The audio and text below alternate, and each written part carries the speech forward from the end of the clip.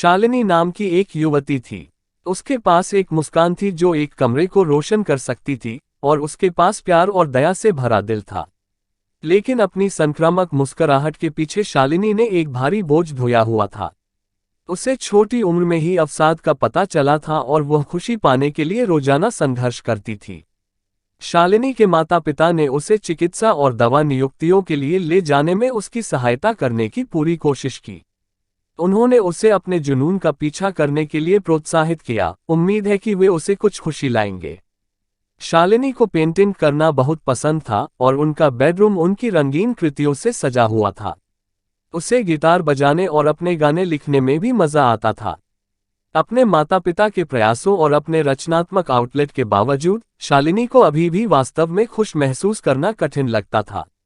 वह अक्सर अकेला महसूस करती थी, जैसे कोई भी उसके संघर्षों को सही मायने में नहीं समझ सकता था।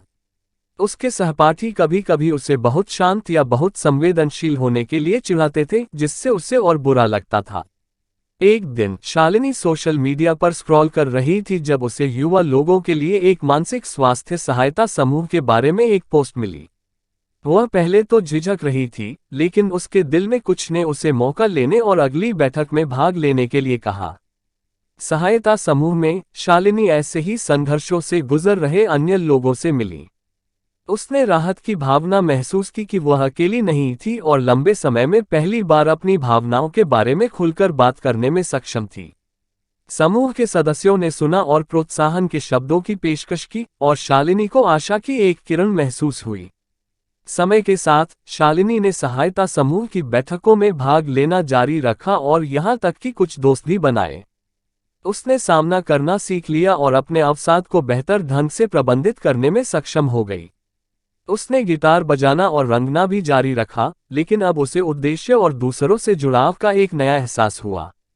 साल बीतते गए और शालिनी एक मजबूत, स्वतंत्र महिला के रूप में बढ़ी हुई, जो अभी भी कई बार अपने मानसिक स्वास्थ्य से जूझती रही।